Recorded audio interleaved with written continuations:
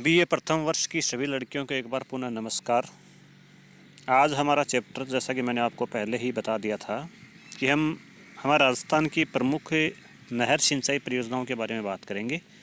और आज का हमारा चैप्टर रहेगा चंबल परियोजना के बारे में। इंदिरा गांधी नहर परियोजना हम कल चर्चा करेंगे। इससे पहले कि हम हमारे चैप्टर शुरू करें, मैं आपको बता दूं कि बीए प्रथम वर्ष की जिन लड़कियों ने अभी तक अपने मूल डॉक्यूमेंट्स वेरिफिकेशन कॉलेज में नहीं करवाए हैं, वो तुरंत कॉलेज आकर अपने डॉक्यूमेंट वेरिफिकेशन करवा दें। उनकी अंतिम तिथि जो है वो नज़दीक है। आज 4 तारीख हुई है, 3 दिन और शेष हैं। तो आप तुरंत कॉलेज में संपर्क करें और अपने डॉक्यूमेंट वेरिफिकेशन करवा दें। चलिए अब हम सीधे बात करते हैं अपने चैप्टर पर, चंबल परियोजना की। चंबल परियोजना एक बहुउद्देशीय परियोजना है। विद्यार्थियों, बहुउद्देशीय का अर्थ होता है कि एक से अधिक उद्देश्य, और इस परियोजना का उद्देश्य केवल सिंचाई करना ही नहीं होकर और भी उद्देश्यों को यह योजना पूरी करती है। कौन कौन से उद्देश्य देखिए। सिंचाई के साथ साथ विद्युत उत्पादन तो इसका प्राथमिक उद्देश्य है, और इसके अतिरिक्त ये लोगों के लिए या जानवरों के लिए पेयजल की पूर्ति करती है।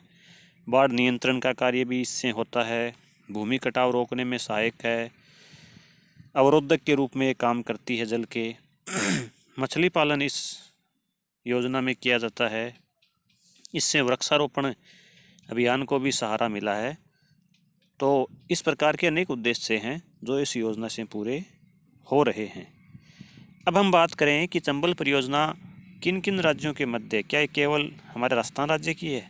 नहीं, ये राजस्थान और मध्य प्रदेश की संयुक्त परियोजना है, जिसमें दोनों ही राज्यों की 50-50% भागीदारी है। अर्थात दोनों ही राज्य जो हैं वो इस योजना से बराबर लाभ प्राप्त कर रहे हैं। अब यह योजना कब शुरू हुई थी? इस योजना की शुरुआत 1950 में केंद्रीय जल शक्ति आयोग ने इस योजना को शुरू किया था। ये योजना किस नदी पर बनाई गई है? तो ये योजना चंबल, जैसा नाम से स्पष्ट हो रहा है, चंबल नदी पर बनाई गई है। बांधों का निर्माण करके इसको बनाया गया है। शुरुआत इसकी सिंचाई और विद्युत उत्पादन करने के लिए हुई थी, लेकिन धीरे धीरे यह योजना जो है वो अनेक उद्देश्यों को पूरा कर रही है। अब बात कर लेते हैं हम चंबल नदी की थोड़ी सी। चंबल नदी का उद्गम इंदौर के निकट महू छावनी के नज़दीक विंध्याचल की पर्वत श्रेणियों से हुआ है तथा यह मध्य प्रदेश और राजस्थान में लगभग 1045 किलोमीटर प्रवाहित होकर अंततः इटावा उत्तर प्रदेश के नज़दीक यमुना नदी में मिल जाती है। इस नदी की एक विशेषता क्या है कि यह घाटी इसकी बहुत गहरी और संकरी है, जिसको रिवाइंस बोलते हैं। ये रिवाइंस के लिए पहचानी जाती है। ये रिवाइंस जो होती हैं या इसकी जो घाटी है जो गहरी और संकरी है, इसका फ़ायदा ये होता है विद्यार्थियों कि इस पर बांध बनाना बहुत ही सरल कार्य है, और इसीलिए यहाँ पर भी बांध बनाया गया है। इस नदी का तल पथरीला है। इस नदी में प्राकृतिक जलप्रपात स्थित हैं, जिनका उपयोग हम आराम से बांध बनाने या बिजली बनाने में कर सकते हैं। चंबल नदी की एक और प्रमुख विशेषता जो राजस्थान में है वो है कि इसमें वर्ष भर जल रहता है। वर्ष भर, या हम इसको यूँ कहें कि ये वर्षवाहिनी सदा जिसमें पानी रहता है इस नदी में है, जिससे सिंचाई और विद्युत उत्पादन आसानी से किया जा सकता है। अब जहाँ से चंबल प्रवाहित होती है वो एक अत्यंत उपजाऊ प्रदेश है। ये नहीं है कि वहाँ की मिट्टी है वो उत्पादन के लिए अनुकूल ना हो, ऐसा कुछ नहीं है। वहाँ की मिट्टी बहुत ही चिकनी, काली, कांप मिट्टी जैसी है। अतः सिंचाई का जल कृषि विकास में पर्याप्त सहायक है। इन्हीं सब बातों को ध्यान में रखते हुए प्रथम योजना जो भारत की बनी थी या राजस्थान की बनी थी, उससे ही इस योजना को शुरू कर दिया गया, जिसकी अभी हमने बात करी। 1950 से इसको शुरू कर दिया गया था और क्रियान्वित भी कर दिया गया था। इसमें 3 चरणों में कुल मिलाकर के 4 बांध बनाए गए हैं। वो 4 बांध कौन कौन से हम बात कर लेते हैं। प्रथम चरण में गांधी सागर बांध बनाया गया एवं विद्युत गृह भी वहाँ पर बनाया गया। इसके साथ ही कोटा सिंचाई बांध और इसके दोनों ओर नहरों का निर्माण किया गया। दूसरे चरण में राणा प्रताप सागर बांध, राणा प्रताप विद्युत गृह का निर्माण यहाँ पर किया गया। ये दूसरे चरण की बात है जब राणा प्रताप सागर बांध बना। और तीसरे चरण में जवाहर सागर बांध और जवाहर सागर विद्युत गृह का निर्माण किया गया। तो इस प्रकार से कुल 3 चरणों में 4 बांध बने हैं। पहले चरण में गांधी सागर बांध जिससे विद्युत गृह भी बनाया गया, और कोटा सिंचाई बांध। कोटा सिंचाई बांध की विशेषता इससे केवल सिंचाई का ही कार्य किया जाता है। दूसरा जो बांध बनाया दूसरे चरण में बांध बनाया गया वो था राणा प्रताप सागर बांध, और तीसरे चरण में जो बांध बनाया गया वो था जवाहर सागर बांध। इनके साथ साथ विद्युत गृहों का भी निर्माण इसमें किया गया है। अब बात करें तो चंबल परियोजना के अंतर्गत गांधी सागर बांध का निर्माण मध्य प्रदेश के मंदसौर जिले में स्थित 84गढ़ दुर्ग से 8 किलोमीटर नीचे किया गया है। इसकी लंबाई 513 मीटर है और ऊंचाई 62 मीटर है।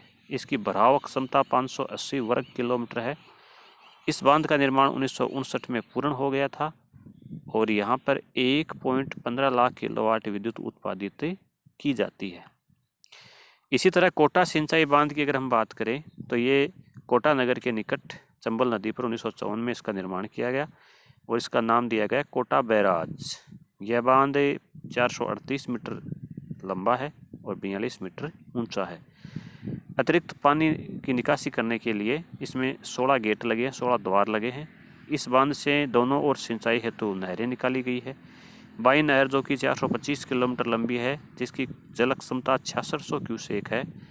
इस नहर का 127 किलोमीटर का भाग है वो तो राजस्थान में है और 298 किलोमीटर का भाग है वो मध्य प्रदेश में है। इसकी सहायक नहरों की लंबाई है वो 560 किलोमीटर है। बाई नहर 65 किलोमीटर के बाद मेजा नदी में मिला दी गई, यानी कि मेजा नदी का जो जिससे होकर नदी बहती है उसको भी इसमें काम में लिया गया है। इसकी जल क्षमता 1270 क्यूसेक है। इन दोनों नहरों से कोटा, बूंदी, बारां, टोंक, सवाई माधोपुर जिलों में लगभग 4.5 लाख हेक्टेयर भूमि सिंचाई होती है। दूसरे हम बात करें राणा प्रताप सागर बांध की, तो इसका निर्माण चंबल नदी पर ही चित्तौड़गढ़ जिले के रावत भाटा नामक स्थान पर किया गया है। इस बांध की लंबाई 1100 मीटर तथा ऊंचाई 36 मीटर है। बांध के ठीक नीचे विद्युत गृह बनाया गया जिससे बिजली उत्पादित की जाती है। तीसरा है जवाहर सागर बांध, जिसका निर्माण कोटा बैराज से 16 किलोमीटर दूर बोरवास गांव के नज़दीक किया गया है। यह बांध 440 मीटर लंबा है और 45 किलोमीटर ऊंचा है और यहाँ पर 33 हज़ार किलोवाट की 3 विद्युत इकाइयाँ कार्यरत हैं। तो इस तरह से चंबल घाटी परियोजना ने इस प्रदेश के संपूर्ण स्वरूप का कायाकल्प कर दिया है। विद्युत उत्पादन से जहाँ कोटा एक औद्योगिक केंद्र बन गया, वहीं सिंचाई सुविधाओं ने इस प्रदेश को एक कृषि प्रदेश बना दिया, जहां खाद्यान्नों के साथ अनेक व्यापारिक फसलों का उत्पादन भी किया जाता है। चंबल कमांड क्षेत्र में अनेक जलोत्थान योजनाएं प्रारंभ की गई। इस प्रकार की 21 जलोत्थान योजनाओं से सिंचाई और कृषि क्षेत्र का विस्तार हो रहा है। अब हम बात करते हैं कि इस योजना से लाभ क्या क्या मिला है। बहुउद्देशीय जिसकी हमने बात करी थी, क्या वास्तव में ही ये बहुउद्देशीयों को पूरा करती है, इसकी हम बात कर लेते हैं। पहला, विद्युत उत्पादन। इस परियोजना से 3.86 लाख किलोवाट विद्युत उत्पादन क्षमता का निर्माण हुआ है, जिसकी हमने चर्चा करी ली कि किस बांध से कितनी कितनी बिजली उत्पादित की जाती है। दूसरी है सिंचाई सुविधाओं में वृद्धि। कोटा बैराज से निकाली गई दोनों नहरों से राजस्थान और मध्य प्रदेश की लगभग 4.5 लाख हेक्टेयर भूमि में सिंचाई से कृषि उत्पादन में वृद्धि हुई है। ये इसका दूसरा लाभ। बाढ़ से मुक्ति मिली है तीसरा लाभ।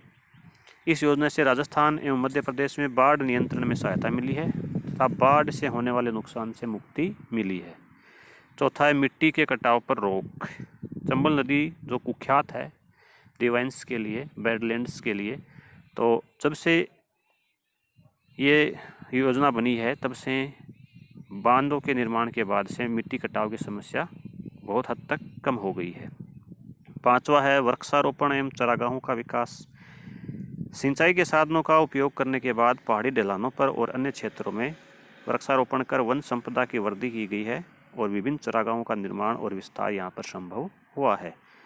छठा है कृषि विकास। ये तो निश्चित रूप से बढ़ा ही है। खाद्यान्न, तिलहनों एवं दलहनों का उत्पादन जो पूर्व में लगभग 2 लाख टन था, इस योजना के आने के बाद 15 लाख टन से अधिक हो गया है, यानी लगभग 8 गुना इसमें वृद्धि हुई है। और एक और हम बात करें मत्स्य पालन। वृहद जलाशयों एवं नहरों में मछली पालन प्रारंभ हुआ है, जिससे प्रति वर्ष लगभग 10 से 15 करोड़ रुपए की आय यहाँ पर प्राप्त की जाती है और इससे रोजगार के अवसर भी यहाँ पर प्राप्त हो रहे हैं।